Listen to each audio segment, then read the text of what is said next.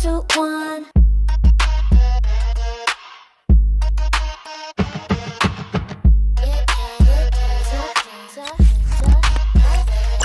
Welcome to Room 1221 Live. This is where you get all your expert advice on your reproductive health and your body and your sexual choices. Today I'm joined by Dr. Noel again and Ms. Barbara. Welcome back to Room 1221 Live. Thank you very much. Please, for those of our viewers who don't know you, could you please introduce yourselves? Okay, I'm Barbara, a family planning nurse from Obojo Polyclinic. Thank you. Thank you. That's Barbara. Dr. Noel. Okay, so I go by the name Noel Senyokumade. I'm a medical doctor and an entrepreneur. Thank you, Doc. Let me start with you, Dr. Noel. Okay. When we say reproductive health rights, what are we talking about? Okay, so reproductive health rights is basically the rights or freedoms that is associated or concerned with reproduction and reproductive health. So I think that's basically it. Yes, so when we say reproductive health, we are talking about the total well-being of a person in relation to the reproductive organ. Yes, so we have some rights or freedoms that are put in place to ensure that your reproductive health is optimum. You get it? Yes. We have quite a variety, I must say. Example, the right to access contraception, which is one of our main topics here. Yeah. Everyone has the right to access contraceptives. You get it? Yes. And also the right to abortion. I mean, safe abortion. Safe abortion. Yes. And going through would explain what safe abortion and everything is, so you have to know the difference. Yes. Also the right to education. Yes, education on reproductive health. So even the right to family planning, the right to birth control, I must say. Yes. Yes. And back to the education on your reproductive health, including STIs and a whole lot. So everyone has these rights. Yeah. Thank you, Doc. Ms. Barbara, why is it important? Why is it necessary for us to even have these rights in the first place? Okay, it's actually really important in cases such that if I know I have right to actually walk into any family planning offices or hospital to ask for a method, I wouldn't end up getting pregnant, having children that I'm not ready for, and probably going through on a safe abortion and losing my life or having some complication later in life. You get it? So I think it's really important. And yeah. All right. Thank you. Now, Dr. Noel, back to you. Okay. When we talk about reproductive health rights, like you mentioned, there's access to contraception and access to safe abortion in that conversation. But you already know, Ghana we dey. Very real. It's not easy for anybody Right. to walk up anywhere and even ask for a condom. You know, there's stigma. The whole stigma. Even what's it called? The providers. Some of the providers are not so welcoming. True. You know. So what are some of the barriers that young people face in terms of accessing first contraception and then safe abortion? Okay, so let's start with the contraception. Okay. Yes, the whole how do they call it? The stronghold to address these barriers is education. Yes, lack of education is one of the major barriers that we are facing with the access to contraception. People don't know.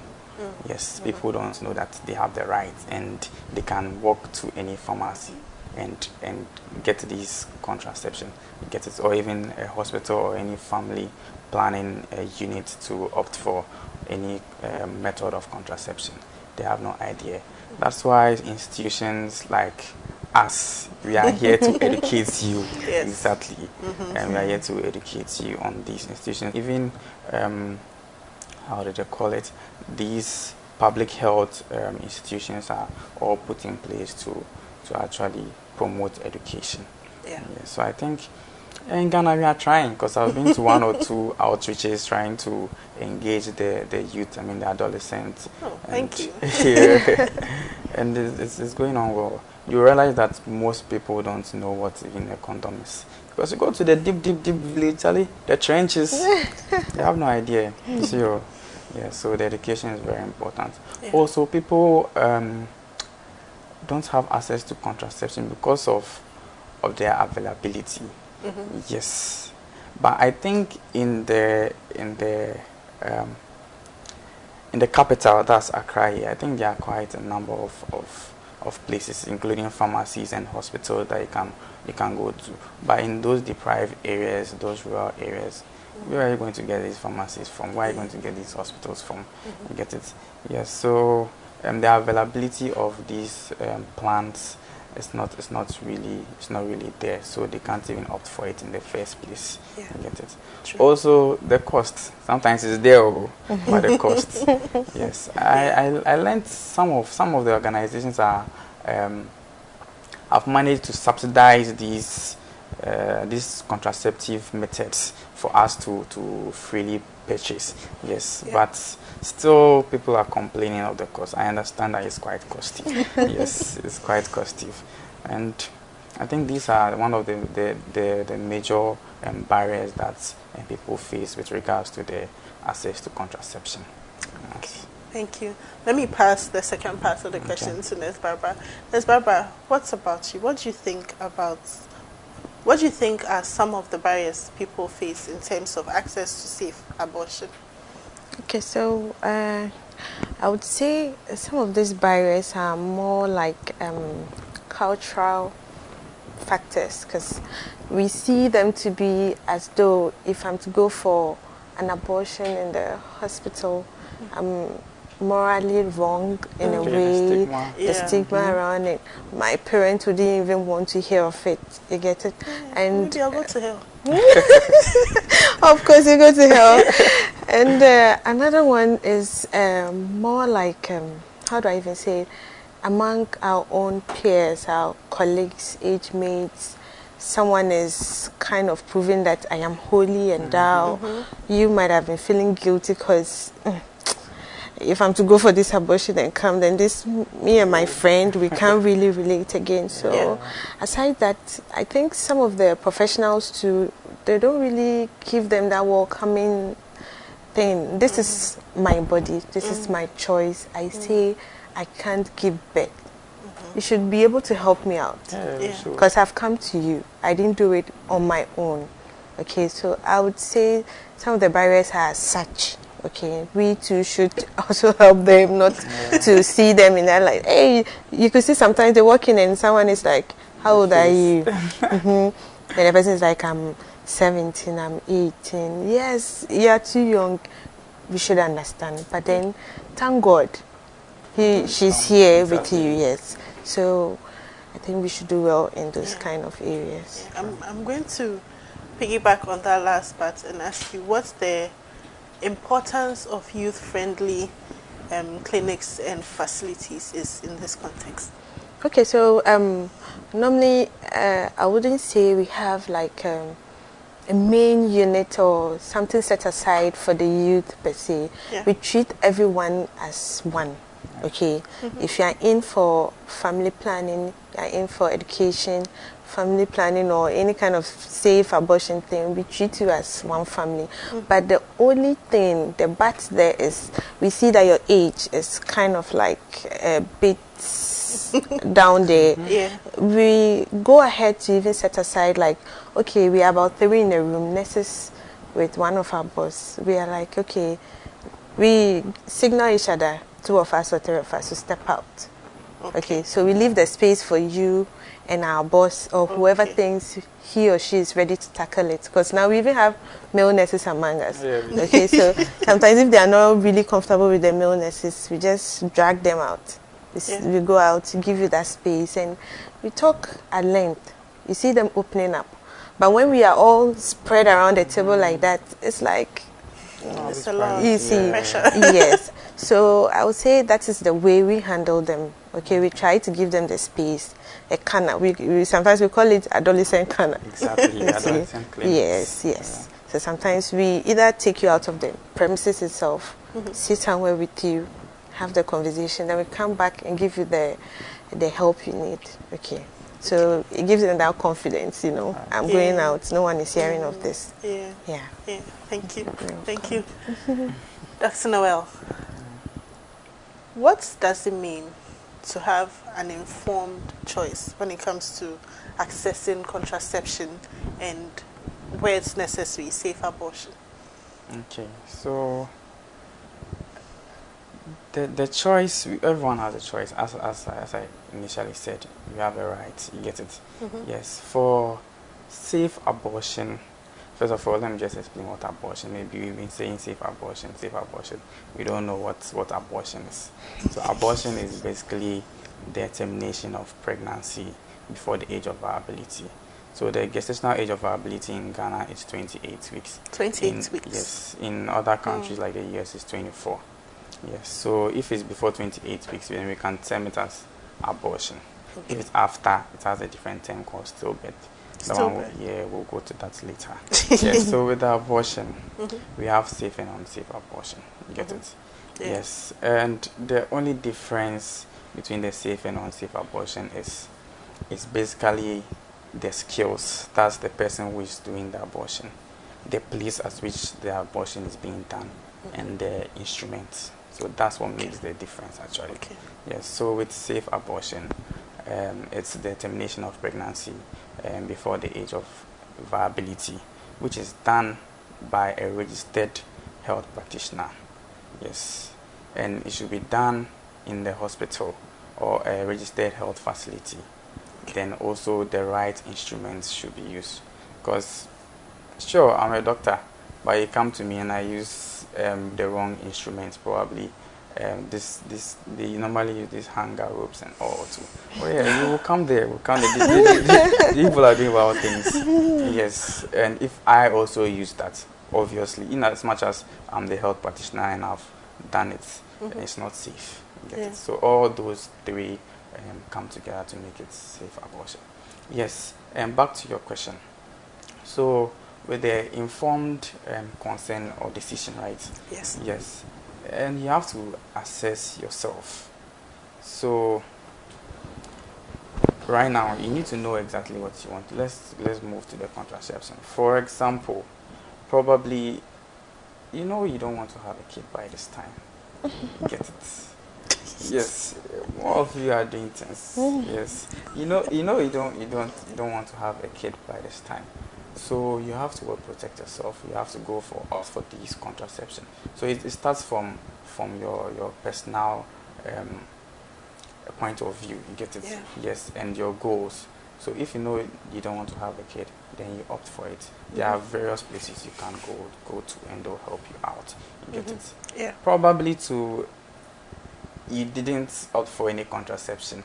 Then unfortunately, you had an unwanted pregnancy. Yes, that's not the end. Do you understand? That's not the end. It doesn't mean you should take the decision into your own hands and try and abort on your own. First of all, it's a crime. It's a crime to do that on your own. I'm telling you. Yes, it's a crime. Yes, so you have to go to the necessary organizations. We have the comprehensive abortion care, yes, plan or program in most hospitals, and even private NGOs also give this plan. So you go to them, they counsel you on on the necessary. They give you different options and counsel you. Some people may undergo psychological changes. Yes, I mean they may be depressed from the whole pregnancy issue. They may be they may be thinking about a lot of things. They will not go to school. So you need this psychotherapy. You need the support. You need the counseling. Then from there, if the last resort is abortion, then the right health professionals will take it from there. Okay. Thank you, Doc. Ms. Barbara, let me come to you. The doctor mentioned that if you do it at home, it's a crime. I've also heard that there are some legal, nuances around the conversation of abortion. When is it legal or okay in the eyes of the Ghanaian laws to have an abortion, and when is it not? Okay, I would say, in as much as we are saying it's illegal, we are trying our best not to push people to the wall. Yeah. Okay, so in situations where we realize this is just an assumption, okay, though you had unsafe sex, you are pregnant, the situation around it, okay, probably this person has a condition, cannot go through this pregnancy. It's safe to abort for the person, okay. And in issues like rape, okay, this person has been raped. She didn't say anything. She kept quiet, only for after some few weeks to find out she's pregnant. Yeah. She walks to you. At this point, she can't raise that child all by herself. Some people are capable though, but majority, they can't. In that situation, it's safe to help this person abort the child. Yeah. Okay, so I would say in general, we have some assumptions. Yeah, we do. Some, yes, before we go ahead with it. Okay. Let me. I think please. also, aside the rape, also incest. Yeah. Yes, and also in case, yes. Yes, So and I wasn't expecting that. very interesting. And also, probably you have an underlying gynecological or obstetric complications. Yeah. Yes, with that as well, to the health provider, it has the legal mandate to perform an abortion. We have exemptions. The exemptions are mostly like just 3, as far as it's done by a health professional in an authorized environment, as well as using the right instruments. Yes, and she has underlying conditions or something. Yes, that one is also illegal. Or the incest you mentioned, or probably rape. Yeah. Yes. To add to that, in as much as the practitioners has the right to do it for you, we still need your consent. Okay. Okay. Until you agree, You can't. we can't. Because someone is like strong-headed, though this is not okay for you, this can take your life. She would still persist. I want to keep it. Baby. True. And you can't force that person down. Okay. So it's a whole thing. I have so many follow-up topics, questions, but we'll derail us from the topic. So let me stay. Let me stay on course. Let's talk about the stigma around abortions. I know you guys have seen a few patients who maybe have gone through an abortion, and maybe you were asking them in an exam and they said no, and come to find out later on after having a complication or something that actually they did, and they were not able to talk about it. What do you think about that whole situation? And to anyone who might have gone through an abortion and are feeling some type of way about it, what would you say to them? Let me start with you, Dr. Okay, so it's actually clear there is some stigma with regards to abortion, which is not supposed to be that way. But the world we are in this world, so definitely people have their own opinion. People will look down at some acts and all, get it? And abortion is one of these acts. I mean, we have these religious also implications, as well as in religious. What's the word for it? It's kind of aspect, like a rule be governing because you're a Christian. Yes. And even cultural Yeah. implications and all. Yes, so these are all what amounts to the stigma. But then it's not supposed to be so. I think we should. So you see, the reproductive health, it's basically your right. You get it? Yes. So if you don't want something, you can speak it out. You shouldn't be shy or anything. Probably you didn't want this pregnancy. It is mentally causing some depression or something. You get it? Yeah. Walk to the necessary authorities. Speak about it. They'll talk to you. We have well-trained experts who would counsel you and probably give you different options. You get it? Yeah. Yes, the stigma there is there. We can't really fight it, but all we have to do is to educate people on the need to either ignore these stigma, or also educate the whole population to try and understand. I think if they understand it, then the stigma might reduce. Yes, so it's not everyone who went to abort a baby because he or she was promiscuous or anything. Yes, we have other instances that may lead to that situation. So you shouldn't judge people just because of that. You get it? Yes. Thank you, Doc. Nice, Barbara. Over to you. Okay, so if I had your question right, this person was asked if you attempted abortion or if you have had one. If you had okay, but later person comes back and something happened. You know, maybe sometimes even in the hospital you are performing a procedure or you are administering a treatment and something goes wrong. That is when you find out that this happened in the past. You know. Oh, okay. Yeah. So as such, I would say it's quite dicey because this person was asked. She said no. Okay, but later something brought her in, and then we found out that probably she once had one or two abortions. Yeah. At that point, all we can do, or all I can say, we'll try and save you.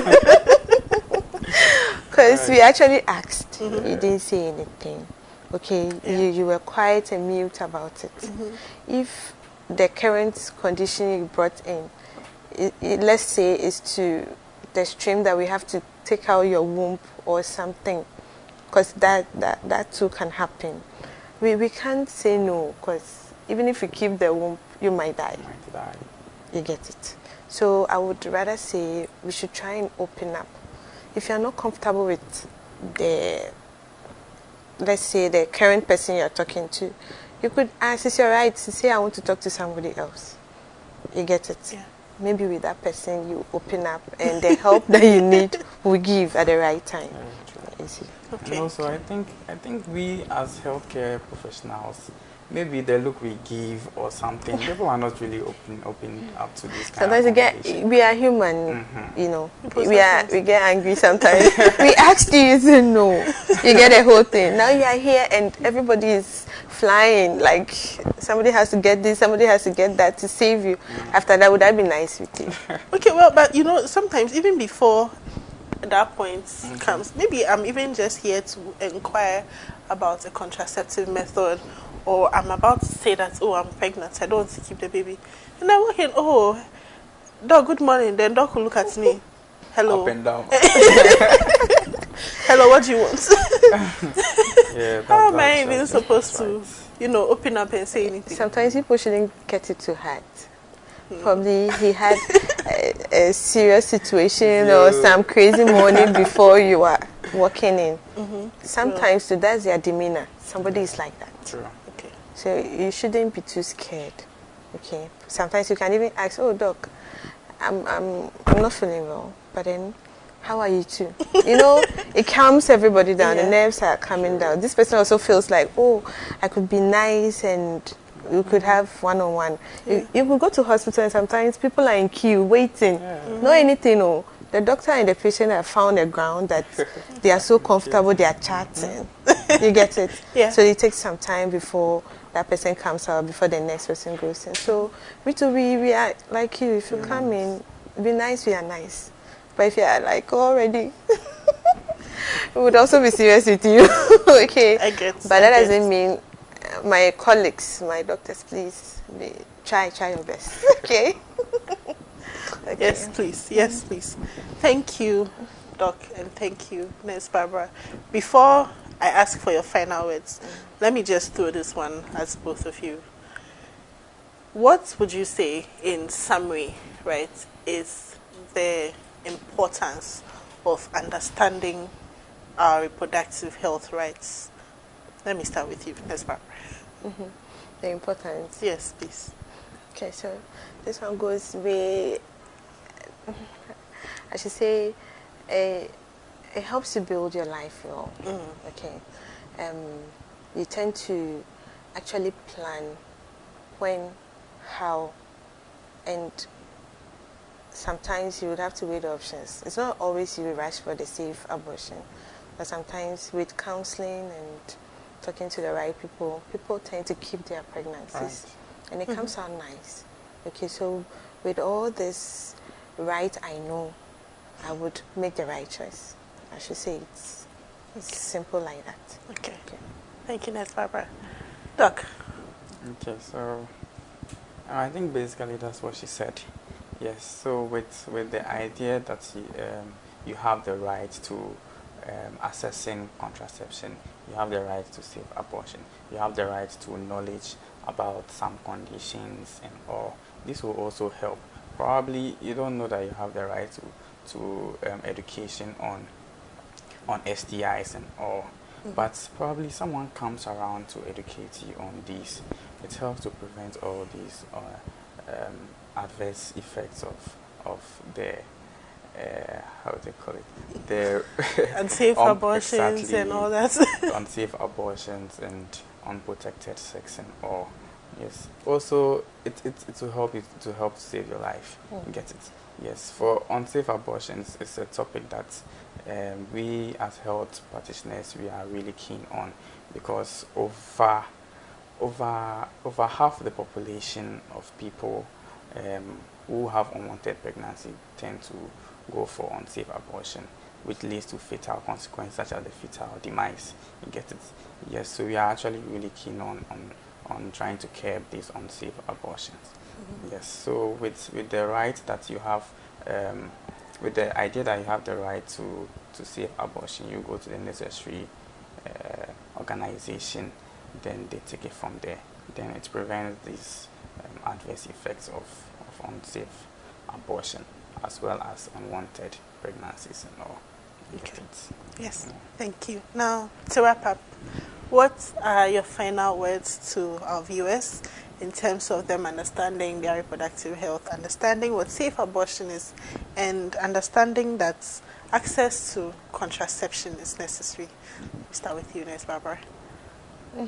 So, like we've already said, it's all about saving your life, preventing complications, and also having, let me say, an easy way of going about things. Okay, so if I take the right step, I'm able to go out there, talk, get the right contraception, I wouldn't even get a pregnancy at the first place.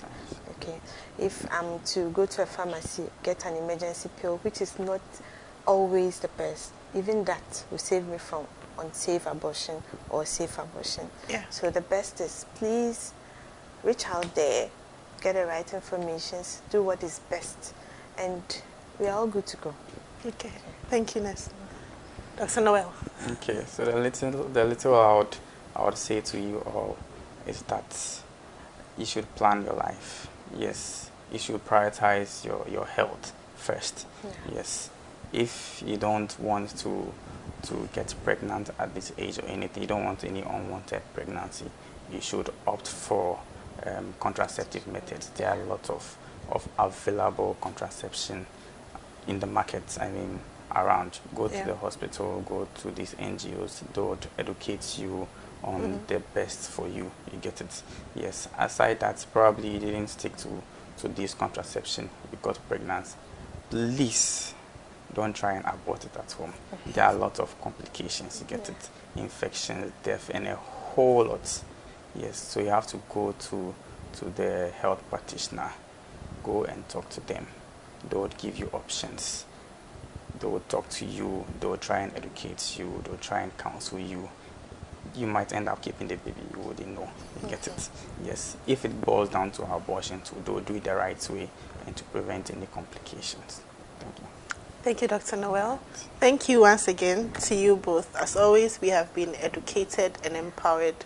We'll do better. And yes, I'm taking a lot home from this conversation. And to you, my lovely viewer, Mpanyinfoɔ say, knowledge is power. So the more you know, the more empowered you are to take care of yourself and, you know, make your right choices and live life by your own terms. If you're at home and maybe your girlfriend is pregnant, or you yourself, you have any questions or concerns, don't forget that you can always reach out to us by just dialing 1221, and we would always be here for you. As always, I have been your host, Ivy. I'll catch you on the next episode. Peace out. Room 1221. Room 1221.